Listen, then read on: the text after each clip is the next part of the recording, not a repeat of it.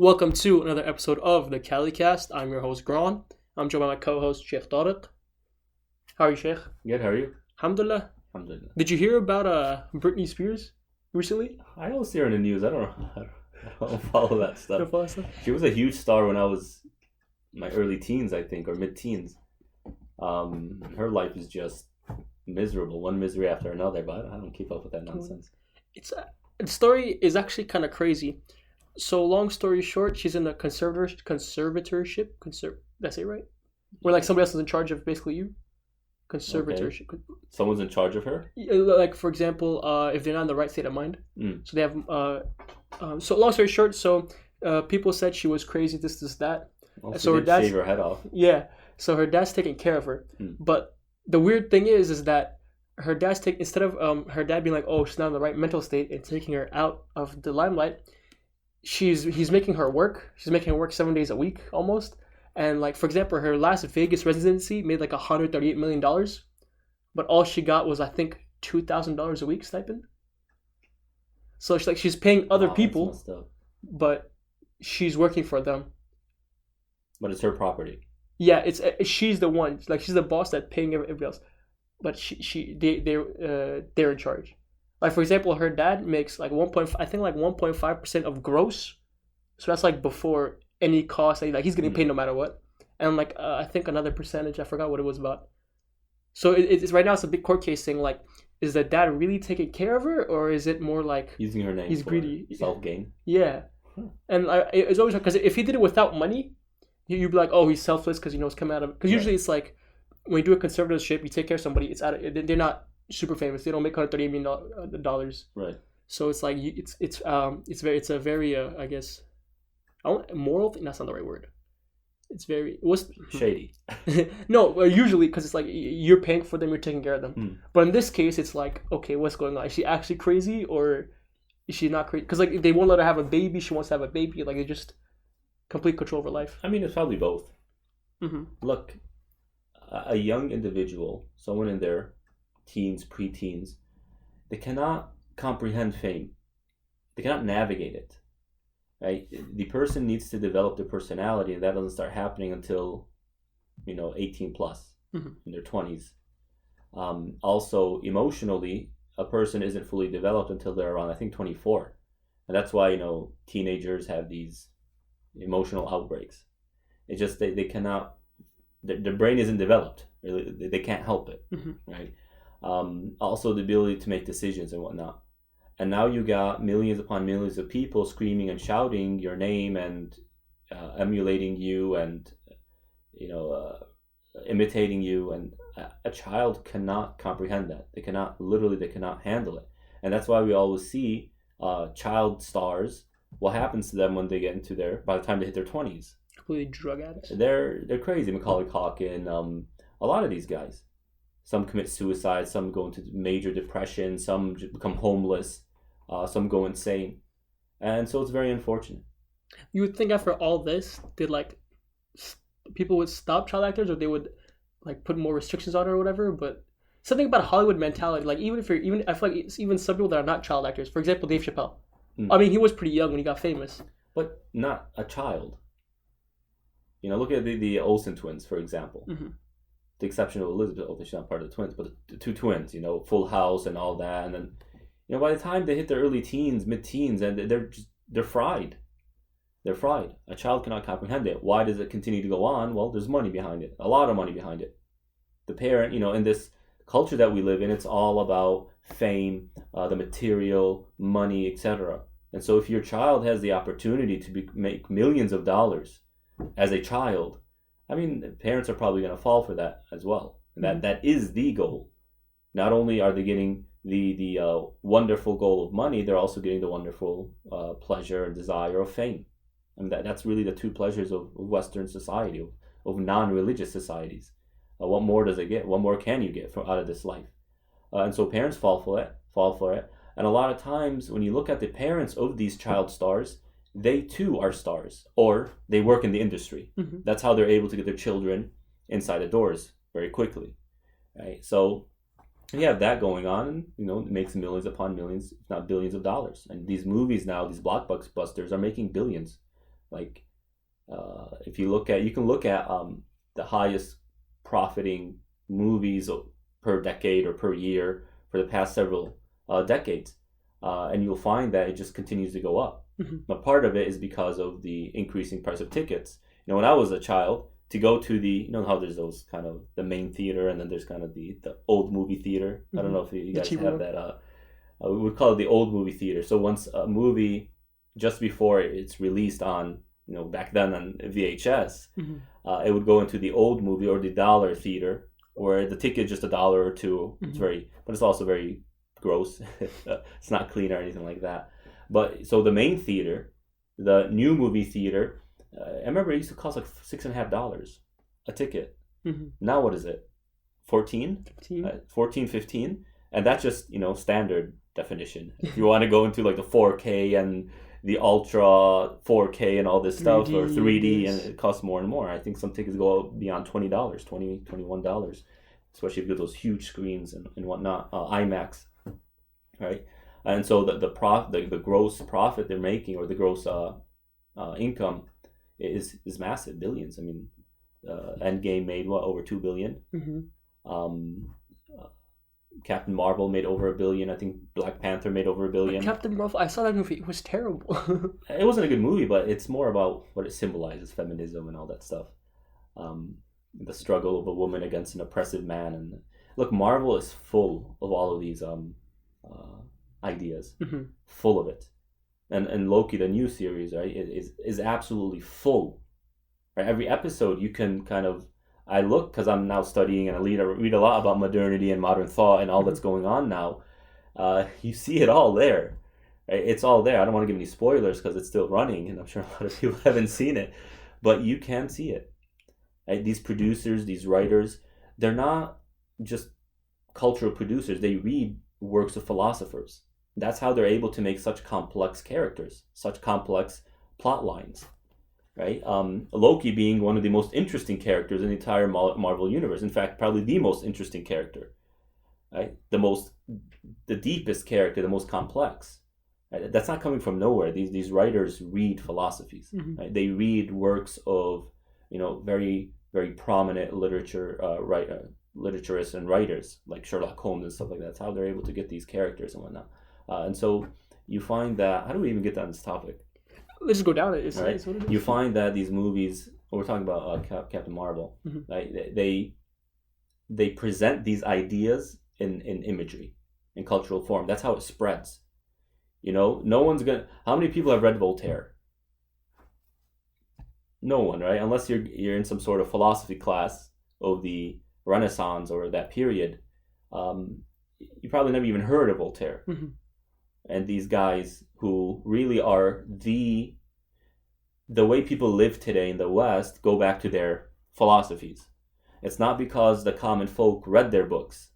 It's because the elites of society, right, those who create culture, those who create economies, those who create politics and political structures, they read their works and they incorporate their ideas in these systems, in these institutions. Okay? Wasn't Voltaire like anti-Islamic? I heard. All of the European he would preach freedom of religion. I remember in his class, his thing was freedom of religion, but like he really hated Muslims. Right.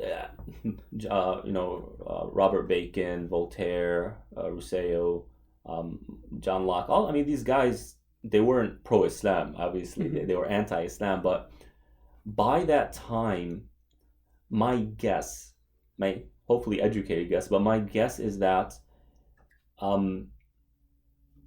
Islam they didn't really understand what Islam was. They knew they were Mohammedans, right? They knew about this religion next door, just under the Mediterranean Sea, just south of the Mediterranean Sea and just east of Europe. That's called Islam, right? I don't think they knew too much about it, contrary to their predecessors who knew more about it, because I think there was more engagement between the Muslims and the Europeans. But if I were to kind of take another guess here, and this is a less educated guess, I think their anti-Islam was not because they were pro-Christian. They weren't pro-Christian. They might identify as Christian, but they were very all these Islamic philosophers they were very anti-church. And so the fallacy of the Western world is that Christianity, the church, are the apotheosis, meaning the height of any religiosity, of any religion. No religion is superior to Christianity. And so if Christianity failed, that means all other religions, by default, are going to fail. Right? And so they were against the church and that religious structure, the pre-modern religious structure. And so, well, Islam is a religion that has structures and institutions, then that means it's automatically bad. Right? And you constantly see this sentiment in Western thought. The church was corrupt, that means the mosque is corrupt. Priests were immoral and corrupt, that means imams are the same way. But that's such a baseless claim that is in no way grounded in any historical account of the Muslim world and Muslim history. I mean, it's so far-fetched of an idea when you look at history. It's such a baseless claim, yet they superimpose it on the Muslim world. So that's probably one thing, that they just assumed Islam is kind of a copy of Christianity. So it's like an egotistical fallacy. They think theirs the best, so why would anybody else's be better? Therefore, it might not be ego because they might not identify very passionately or intimately with the church, but it's just the assumption. It's an assumption. That's it. They don't have much contact with the Muslim world, although some of them did live in it.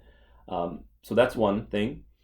And another thing I think is kind of from a socio-political framework, that part of the problem of Europe was their wanting to imitate the dominant civilization. That's very simple human sociology and psychology. If we perceive someone to be stronger, then the weaker wants to imitate that stronger person and replicate what they do. Why? Because they assume that what makes them strong are these things. And so it's called an inferior complex, right? Ahmadiyya used to always scold Muslims in the West for having this inferior complexity. Now, when you look at the Eastern world, we see kind of the opposite happening. Muslims want to imitate the West. Everything is about how do the Westerners do it. Their clothing, their lifestyle, their frame of thought, it's the way they do things, they want to replicate it. And it became so powerful and influential that even when you look at the end of the Ottoman Empire, when you go into the last administrative palace, Dolma Behja, you see how much they began to integrate Western aesthetics to their way of life. From their coffee cups, from their utensils, from their pictures. You know, when you look at Islamic art and artists, they didn't care about pictures of people or things or animals. Islamic art, you know, all you have to do is Google it. Islamic art is all about the mathematics and geometry, the colors and the color synchrony and the synchronization of the shapes and whatnot. That's Islamic art. And that's what Muslims used to do. That's very different than imagery, drawing people and animals and whatnot. Yet when you go into this palace and you look around, you start seeing pictures of people and pictures of horses and animals and whatnot. That's purely West. And then of course under it they have, this was a gift from this country to the Ottomans. This was a gift from this person to Sultan so and so and whatnot. And so what happens is imitation is cheap. And when you imitate, that just shows a person's inability to create, to innovate, to think for themselves, right? And so a weak civilization is a civilization that imitates. So my guess, a possibility is that they saw this weakness in their own people and they wanted to get them out of it. How so? Well, you have to demonize the Muslim world so that it becomes ugly in their minds and you promote kind of your own thing, right? And this is what commercials do, really. If Pepsi makes a commercial against Coca-Cola, how are they going to portray Pepsi? Yes, this is refreshing. Not good. how are they portray the opposition, really? Mm-hmm. They make it look ugly. You know, these detergent commercials. Our detergent's way better than other brands, right? And then they can't show you the other brand. They say generic brand, but it's the exact shape of another brand that's known, right? So they have to make the other look incompetent, ugly, to make it inferior in your mind. And so perhaps these philosophers did that. Right? And I mean, it's something we Muslims have to do. Now, I don't agree with demonizing the other, because that demonization led to, or arguably led to, kind of the onset of Orientalism and the subjugation of a huge part of the world population. And colonialism is a branch of Orientalism, really inspired, according to some like Edward Said and others. Mm-hmm. Colonialism was inspired by Orientalism, that these people are under you, they're beneath you, and we need to go there to make them civilized. And you still hear this, even, till modern days. The whole war on terror, the Bush administration and whatnot. Women are being oppressed. We got to Rumsfeld has just passed away, and he is kind of one of the main architects and culprits of the death of over 1 million people in Iraq and Afghanistan. But I remember the rhetoric that we are going there to bring them freedom. We are going there to liberate them. I mean, yeah, fine, it's propaganda. You try and sell it to your people, but that mindset isn't new. That framework isn't new. I mean, it goes back to the beginning of colonial era. That you need us, and we're going to force you to be like us. Right? So that's very, very unfortunate. I remember, I think you talked about this, where Obama went to, I forgot which African country, but that they gave out humanitarian aid to, but they said, if you don't support the LGBTQ or make more laws for them or push them in society, like, we will limit our aid. And the country was very obviously angry at Obama. I remember, I think it was the Ugandan president one time, he was on CNN. He was being interviewed, and president or prime minister, I don't know the exact title he has, but the CNN, you can tell they have clear agenda. They want to talk about like, the gays, LGBTQ, on why the country doesn't care about them. And the prime minister or president, he said simply, it's just that it might be an issue for your country, but don't bring it to our country, because it's not an issue. Like, most, like 99% of the population agrees. I'm a president of the people. I do what the people say. So if they don't care about it, why should I? Not that they should be injustice. Said they will treat them right. We'll treat them with the same laws. Grant them justice, like any other citizen. But if they don't want to push marriage, same-sex marriage, or if they want to push this, why would I push it on them? So it shows you, like, even through their media or their interviews, they try to like demonize the president, saying, why don't you go for these things? Yeah, and it's interesting. The assumption is this is right, right? It's such an assumption that you don't even think to question the premise, right? Why don't you support LGBT? As if LGBT, or let's say LNG, that its morality is automatically kind of a given. It's not something you think about.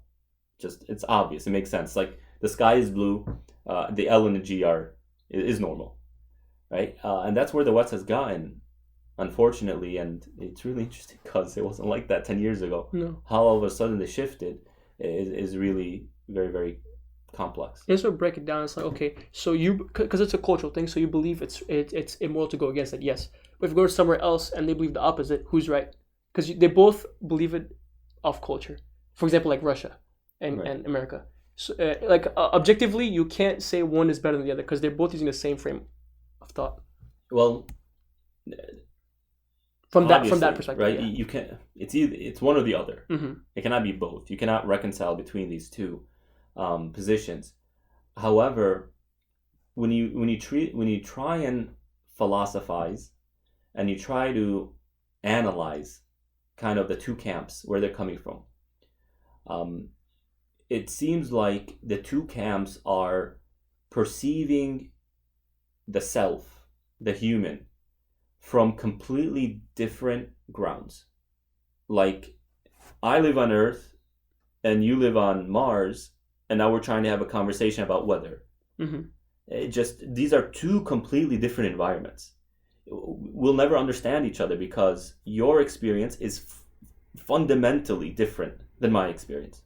Why? Because the atmosphere of Mars, its distance from the sun, its speed of rotation around the sun and around its own axis is fundamentally different in every way than Earth, right? And so the LGBT, those who support it, right, they view the self as a psychology. Now, the psychology, a person's mind is fluid. Right now, we're talking about this. In 5 minutes, I'm going to think about food. In 7 minutes, I'm going to be thinking about sleeping. In 10 minutes, I'm going to be thinking about my family. And how I think about any of these things, it's literally endless. Right? There is no solid firm. I can right now imagine a completely unreal reality. I can live a completely different life in my mind, where I am a dragon flying around fighting other dragons. That's plausible. Right? Now, the second camp, who do not support or are not as easily willing to support, are thinking of the self from a fundamentally different ground. You're not a psychology, or your psychology is only part of yourself. There are other parts of yourself. You have your psychology, you also have your physical body, and you also have your spirituality, your mind, your spirit, your soul, right? Your emotions, etc. And this is the self. Right? Others might say, no, you're just a body. Right? You are a biology, that's it. Now, for that camp, the whole idea of transgenderism is nonsense. Right? The whole pushback that you are assigned a gender. No, you weren't assigned a gender. You were recognized as having a certain gender because we recognize certain parts of the body that tell us you are of this gender. So the Western world, especially the left side of ideology and political thought, is increasingly viewing the self as a psychology. And because you're a psychology and the psychology has infinite possibilities, anything's game. Literally anything is game. And so don't be surprised if that group, that camp, begins to push for the complete abolishment of the term male and female. Right? And I just finished a book yesterday that's talking about this. And the author quotes a passage from a lesbian who was in a lesbian relationship, and then her partner decided to do sexual rearrangement surgery and to become a man. Right? And now she is with him. She's still in a relationship with him. And enough time has passed to where the amount of time she has been with him is equivalent to the amount of time she was with her. Right? And then she asks the question, now I don't know if I'm still a lesbian or not, because my relationship is with a him and not with a her. But she's technically originally a her. So how do I see myself? And then she said, maybe it's just simpler to not see myself as either a him or a her or a lesbian or a gay. I'm just me. That's it. And you see how destructive this ideology is and how far it can go. And just kind of add a point from the Islamic sense, they say al-jazaa min jinsil amal, that reward and or compensation or punishment is in accordance to the nature of the action. So if you give sadaqah, you give charity, your action is doing away with some of your wealth for the sake of Allah. Now the reward is going to be similar to that nature, that Allah is going to give you something that we can value in monetary terms. Either Allah puts barakah in your wealth, and so you're able to do more with the money, or He increases your income, or He diverts an accident, and thus you save money because now you don't have to pay for that accident, etc. And the same goes for when a person does a sin. And now people are what was I going to say? People are, their psychology has become tyrannical to the extent that they reject God's existence. Why? Because of what their mind concludes, what their mind believes. Right? They ignore all of reality, all of revelation, all of prophethood, all of that. Why? Because the mind sees it in a different way. And now look at mental health issues, depression, anxiety, all these mental diseases. And we say, well, because you're using your mind in a tyrannical way, in a way that distances you from Allah subhanahu wa ta'ala, Allah is showing the weakness and the fragility of your mind by putting you in all this mental illnesses as a reminder to you. Right? That's kind of from the Islamic metaphysical lens. It's interesting. So if we have I feel like, as you're saying, the least side they push this. Obviously, they know what they're doing. So we see in a lot of movies, like Reese said, Loki, in a scene where he's asked, "Oh, are like."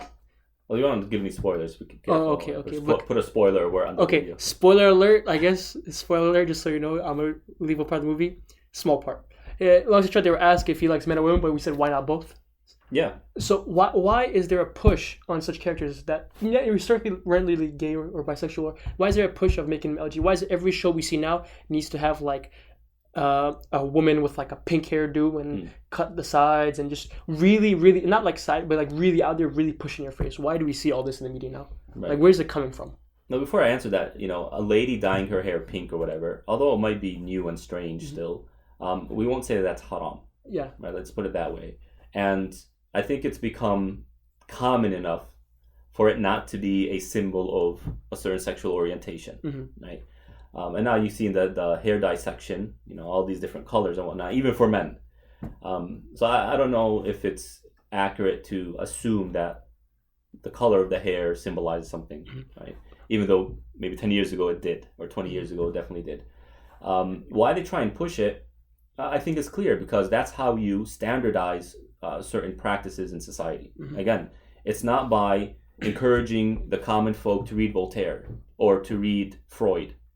They're not going to do it. And even if they did, they're not really going to understand it. These aren't simple works. You need people who are trained in the field or who have experience in academic scholasticism and academic work and research to read them, right? So what is the other option or the alternative to spreading these? It's by culture, right? These cultural imagery and whatnot. That's exactly what those who really got on board with some of these ideologies that got us here, that's what they started to do through painting and through poetry. They started painting images of people in a sexually provocative way, right? A woman who is unclothed from the top half, or a man who's not clothed from the bottom half, or not clothed at all. Now we might say that that was there and during the ancient Greek times of ancient Greeks, during the Spartans and whatnot.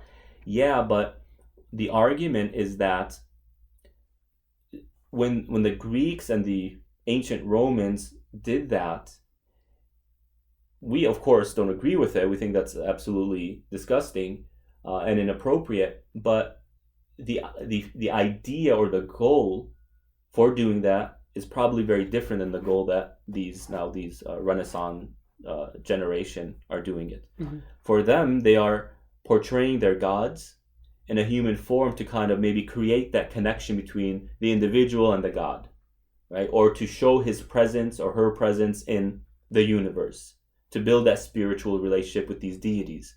But for the Western world, it has nothing to do with that. For the Western world, it's about normalizing these images in the hearts and minds of the common folk to where they actually start to replicate it, right? So if the Greeks and the ancient Romans were building statues of naked people, that may not have converted into people actually loosening their clothes. Whereas in the Western world, the aim was for people to loosen their clothes and to become promiscuous. So these are two very different realities. And so when you have these Marvel movies, which are really the movies of our generation, they're going to shape the generation that is to come. And so it's to standardize these things, make it normal, especially because these characters are very revered in the hearts and minds of people, right? That we look up not only to the actor, him or herself, but also their character, right? Who wouldn't like to be like Batman or Superman or whatever? Be a billionaire? I would love that. Right? To have those powers. So that's the reality. But it's like, I feel like it's also a very hardline turn of like anti-religion propaganda getting pushed forth. Yeah, that's another thing, right? This is kind of where I'm at in this regard. The attack, or let me put it this way, the attempt to completely get rid of morality, right? I think is not simply people who think this is the correct philosophy and the way of life. I think that it's more than that. I think that the hidden goal is that the more we can do away, or they can do away with morality, the more they debase the structures that govern society. Whereas the church or the religious institutions, according to these Western philosophers, they use these issues of morality to control society. Mm-hmm. Right? And so how do we weaken the hegemony of the church or of the religious class? Well, it's by taking away, stripping them of their most powerful tool, again, according to these Western philosophers, and that is morality. Mm-hmm. And so to these liberal, the left-wingers, they see that the church is institutionalizing this for the sole purpose of staying in power. Now, I'm not going to defend the church or put myself between this. Our history is very different. Mm-hmm. Right? Our history is very different. Yes, there is the concept of amr bil ma'ruf wa nahy an munkar, commanding good and discouraging evil. However, the masjid and the religious scholars never had political authority. Right? You might have someone who is in a political position, like the supreme judge or the chief judge or the chief justice, as it's called now, the grand mufti, but that's an individual or two, right? And they have a certain role. Now, the well-known principle, known to even the common Muslim folk, is that no scholar has authority to where he dictates what is halal and what is haram. We don't have a papacy, we don't have a pope, mm-hmm. who will say, okay, this is halal, this is haram, and now everyone believes that. That's not the way it is. If a scholar says, I believe this is haram, there's going to be another scholar who challenges that or verifies it. And so you have this. So there was never this religious hegemony in the way we saw in the medieval church. Right? So these problems are very Western, but because of lack of insight, lack of knowledge, lack of understanding of history, we see Muslims kind of fall into this. They become victims of this propaganda of the left against the conservative folk, or I should say more generally the religious. Mm-hmm. So we got to be very careful. So now, very serious question. Favorite superhero? Batman. Batman? Yeah, Batman. Without a doubt. Why him specifically? I think what makes Batman a superhero is, obviously he has no superpowers. Mm-hmm. Now some might say his wealth is a superpower or whatnot, but it's not really a superpower, right? What I like about Batman is his superpower is his principles, right? His mm-hmm. principles. That's it. Now he doesn't kill. Right? He doesn't. Superman has similar principles, right? But he also has these kind of the strength and the physical ability or the superpowers to do it. But Batman, it's only that, his mm-hmm. principles. That what he does is for the embetterment, the enrichment of greater society. The fact that he will never kill, right? Why? Because there is a sector within the government that's meant to determine whether a person should live or not. Mm-hmm. Right now, I'm not saying this from this. I'm not saying that this is completely in line with Islamic views, right? Yeah, just to be clear, I'm just kind of. It's a comic relief. Culture, it's comic right? relief, yeah. And that, right? And what you find is that, look, humans can be creative, but their creativity is very limited. Mm-hmm. You see a lot of, I think, overlap between these superheroes and prophets. In a sense that prophets had principles they would never betray, mm-hmm. ever. These superheroes are very merciful towards greater society. So were the prophets. These superheroes stood up to tyrants, despite the odds being against them. So did the prophets. The superheroes are 100% selfless. They are willing to die to save an innocent bystander. Mm-hmm. You see this across the board. They're willing to put their life in danger in order to help a single person, right? So prophets were like that as well. The superheroes would use their resources, again, for the embetterment, the enrichment of society. Nothing goes back to them. So are the prophets.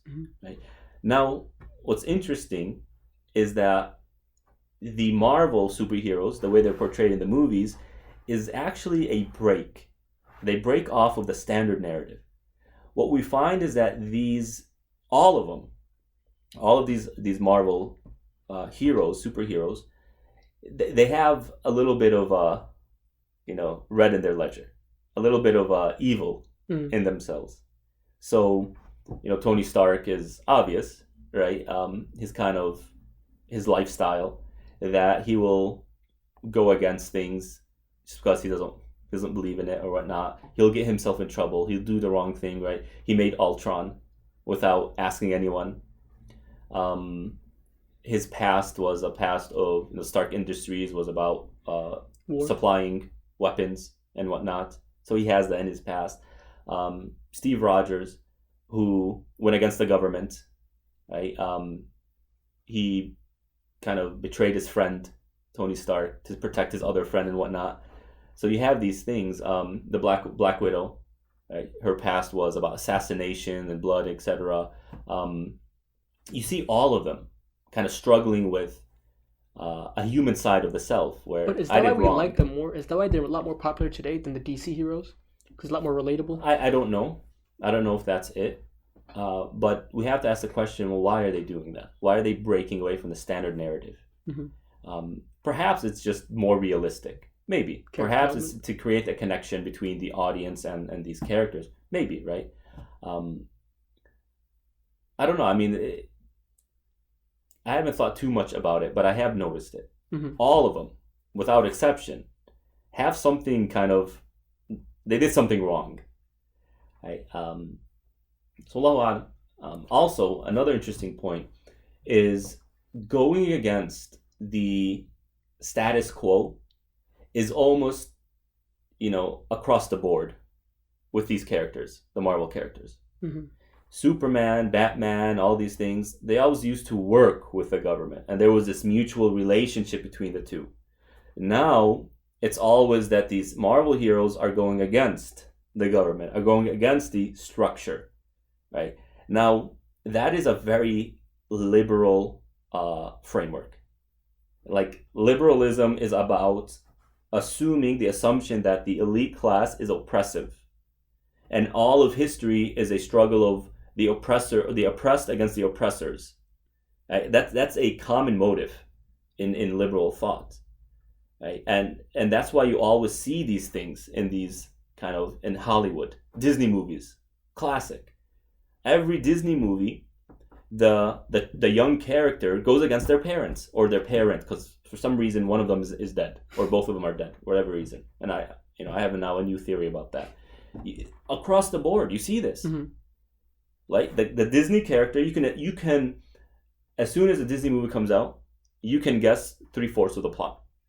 This child is over controlled by their parents, right? And their parents are trying to, advise the child based on their generation standards. And then the child wants to go and explore, see things, disobey their parents, leave, run away, kind of. And then by the end of the movie, they're reunited and they love each other, but the parents say, "Oh, I was wrong for doing that." And this young 8-year-old child is right. Right? That's a very liberal way of viewing the world. Yeah. It's really interesting. You could say a lot about these movies and the ideologies they spew. But I have one critique of her favorite Batman character. I think he's not as good of a person as he seems. Because in anything he ever does, like just some guys just moving boxes for the Joker, trying to make a way, trying to feed his family, he breaks every single bone in their body, but he did not kill him. He put him in the hospital for like 8 months, but he didn't kill him. Okay. Just in the end, it is a cartoon. That's true. Anywho, I am kind of stuck. Not gonna lie. Stuck on what? Where we take this from now, because I feel like this was a good conversation topic, but yeah. Well, we must become educated about this. We are watching these movies. Our children are watching these movies, and one way or another, these images have an effect on the heart and the mind. Like, we cannot deny that. Imagery and words have an effect. And the Quran mentions this. The Quran mentions this, that this the power of imagery and sounds. And so we really need to educate ourselves over the realities on the ground, what these movies are really purporting, right? I'm not saying it's haram to enjoy and to be entertained by these movies, right? Obviously, as you see, I watch these movies, but we need to be aware of that. And the second thing is, if the goal of liberals against the religious is to strip away all sense of morality to where it's just nothing more than an illusion and a fascination, like illusion and a fantasy, right? It's all fake. It's not real, no substance, construct. Right? A social construct, exactly. I mean, that's how it's portrayed, and that's how it's described by the left. Then we as Muslims must always reinforce morality, right? Morality is part of our faith, and the shaitan's his first onslaught against the human being, against Adam alayhi salam and Hawa, was to get them to become immoral by making them eat that which is impermissible and by shedding their clothes. Right? Allah says this verbatim. يا بني آدم لا يفتننكم الشيطان كما أخرج أبويكم من الجنة ينزع عنهما لباسهما ليريهما سوآتهما. Allah subhanahu wa ta'ala says, O children of Adam, do not be exploited, right? Even though that might not be the best translation, do not be exploited by the shaitan, the way he got your parents exiled from paradise and caused them to reveal their private parts to one another. And so the shaitan wants us to be naked, and know that a society that does not revere the body in a way where it protects the body, right? A society that is very loose in its clothing and very open to nudity is a society that the shaitan is winning, as the shaitan has taken over. So we need to be very careful in that regard. And we can look, even though maybe we don't have time to do that now, we can look at how nudity and nude imagery and participating in nudity, meaning being open to showing your private parts in public by people who shouldn't be seeing it, how that affects Iman, how that affects our behavior. I mean, Shaitan saw it, and that was his goal from the start. So the question is, why? Why does he want humans to reveal their private parts? It's not just because they see each other's private parts. Something else must be going on.